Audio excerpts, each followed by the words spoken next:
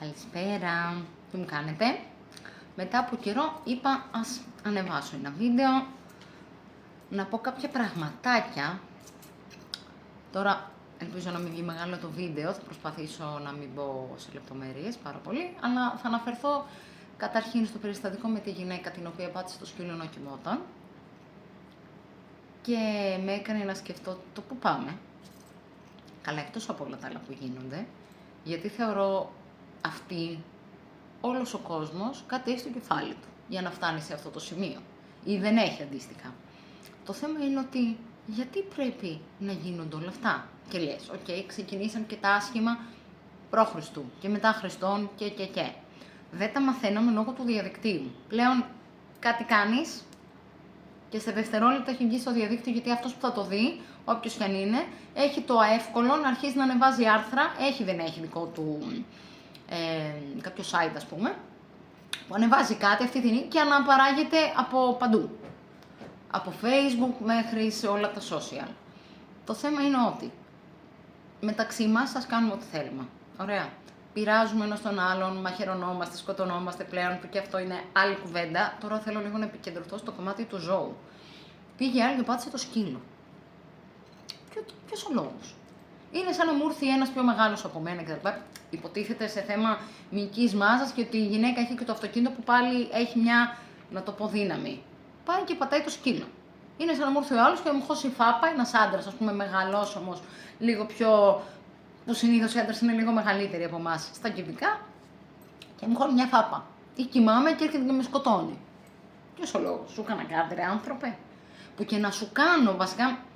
Καλά, είπαμε άλλο κομμάτι αυτό, το ότι δεν υπάρχει δικαίωμα να πειράξει ο ένας τον άλλον, ούτε έτσι να σου κάνει. Που ακόμα και στο μετρό, συγγνώμη ζητάς, όχι όλοι επίσης, αλλά και πάλι είναι κάτι που δεν σε ξέρω, δεν με ξέρεις, γιατί να σε ακουμπήσω, δεν είσαι ο φίλος μου, να παίξουμε, να πειραχτούμε κτλ. Το σκυλί δεν έφταιγε σε κάτι. Πρέπει να είσαι πολύ ηλίθια για να το κάνεις.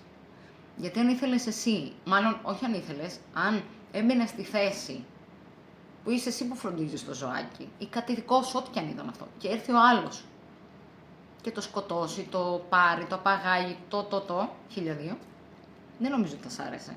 Απλά είναι αυτό, θεωρώ ότι αυτός που το κάνει πρώτος δεν τον πειράζει, γιατί δεν του έχει συμβεί. Εάν και εφόσον του συμβεί, θα καταλάβει. Βέβαια, αν του γίνει κατόπιν εορτής, δεν θα τον πειράξει, φαντάζομαι, τόσο πολύ, όσο το να του συμβεί στην αρχή, εκτός και αν είναι τόσο ανέστητος, δεν μπορώ να καταλάβω κάτι άλλο. Από εκεί και πέρα τώρα θέλω να πω σε ένα άλλο περιστατικό που έχει να κάνει με την εργασία μου, με ένα περιστατικό που ήρθε στην κλινική που δουλεύω. Για όσους δεν το ξέρουν, είμαι βοηθός κτηνιάτρου και εδώ και 11 χρόνια, και μας ήρθε το πρωί πριν κάτι μέρες που σχόλαγα από εφημερία ένα περιστατικό με ένα σκυλί το οποίο έφαγε την τομή του και ανοίξανε τα ράματα, και έτσι με αποτέλεσμα να βγουν τα εντεράκια έξω, να έχει ήδη κόψει και ένα κομμάτι μικρό από το έντερο. Αυτό όμως δημιουργήθηκε από την κυρία που στην αρχή δεν πρόσεχε το ζώο της, ενώ είδε ότι κάνει τη ζημιά μόνο του στον εαυτό του, αλλά το πρώτο και κύριο είναι ότι ο γιατρός δεν έβαλε κολάρ. Τέλος πάντων, έτσι όπως το άμαθα πάνω στον πανικό και τα λοιπά, μου είπαν αυτά οι άνθρωποι, οκ, εντάξει. Το θέμα είναι την πλήρωσε το ζώο, γιατί το ζώο κατέληξε. Λογικό.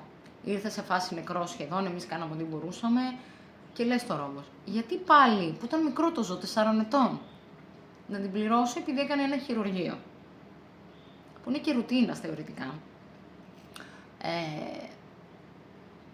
Και λες πάλι, υποτίθεται είσαι ο έξυπνος, υποτίθεται είσαι ο άνθρωπος. Γιατί να μην κάνεις αυτό που ξέρεις λίγο πιο σωστά από ότι το τέλειο? Γιατί τέλειο δεν υπάρχει, σίγουρα κάποιος θα κάνει λάθος.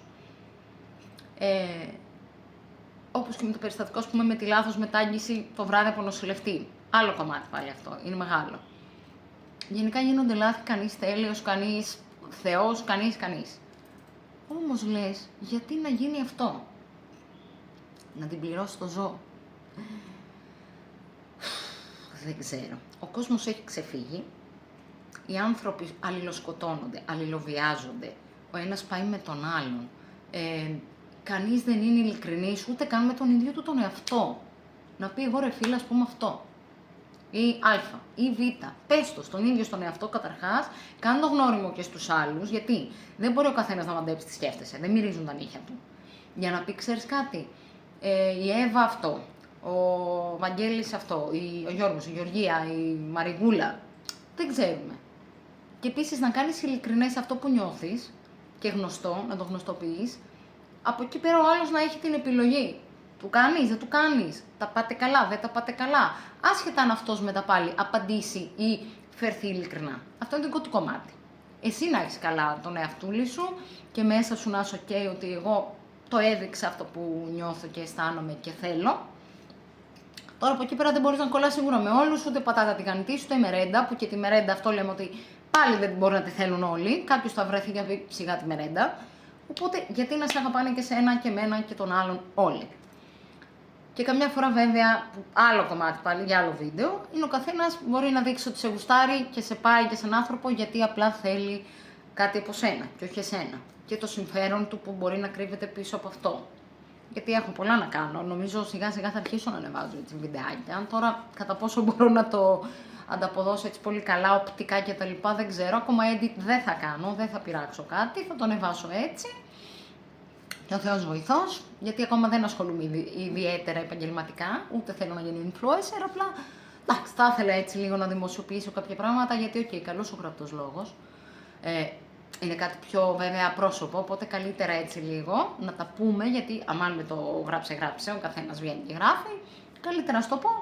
Συμφωνείτε, δεν συμφωνείτε, εγώ απλά είπα τη γνώμη μου και επειδή εγώ αγαπώ πάρα πολύ τα ζώα, γιατί καλός ή κακός το ζώο θα σε πειράξει μόνο και εφόσον πας να του κάνεις εσύ κακό πρώτος, δεν θα δαγκώσει έτσι, ενώ εσύ θα κάνεις κακό, γιατί θες εσύ να είσαι υπεράνω από όλους, οπότε θα πειράξεις κάποιον για δικό σου σκοπό και δικό σου λόγο, να κερδίσεις κάτι δηλαδή από αυτό, ενώ το ζώο απλά θα σε πειράξει γιατί είπαμε προστατεύεται και επίσης είναι να βρει την τροφή του. Έτσι, είπαμε είναι η αλυσίδα. Το μεγάλο, τρώει το μικρό. Τα ψάρια, τα ζώα, τα πτηνά, όλα. Το μεγάλο τρώει το μικρό. Είναι ο κύκλος της ζωής, τι να κάνουμε. Αλλά από εκεί πέρα ο άνθρωπος για να σου βγάλει το μάτι, όχι, δεν έχεις δικαίωμα να μου βγάλεις το μάτι. Εκτός και αν το δώσω εγώ. Αν εγώ κάθομαι και λέω, ξέρεις κάτι, ναι, και αν έχουμε καταστάσεις, ναι, θα γίνει. Ο άλλος νομίζει ότι μέσα από αυτό γίνεται δυνατός, γιατί εσύ το επιτρέπεις.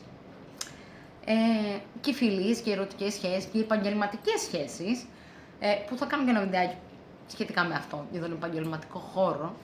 Όχι ότι έχω μεγάλη εμπειρία, αλλά στα 11 μου χρόνια, στις δουλειές που έχω αλλάξει, έχω μια αλφα εμπειρία. Οπότε θα τα πούμε σε επόμενο βίντεο. Ελπίζω να μην σας κούρασα. Εύχομαι όποιος κάνει κακό σε ζώο να το βρει αργά ή γρήγορα, γιατί εγώ τα λατρεύω τα ζωάκια. Έχω 4 γάτες και ένα σκύλο και ένα καναρίνι. Τα αγαπώ, εντάξει, έχω χάσει και άλλα. Πάλι μεγάλη κουβέντα. Μπορεί να κάνω βιντεάκια για τα ζωάκια μου κάποια στιγμή. Αναλόγως, γιατί πρέπει να έχουμε και λίγο τον εξοπλισμό να τα κάνουμε όπως πρέπει. Αυτό. Σας χαιρετώ. Καλή συνέχεια σε όλους. Ό,τι ώρα και να με δείτε. Να μου είστε καλά.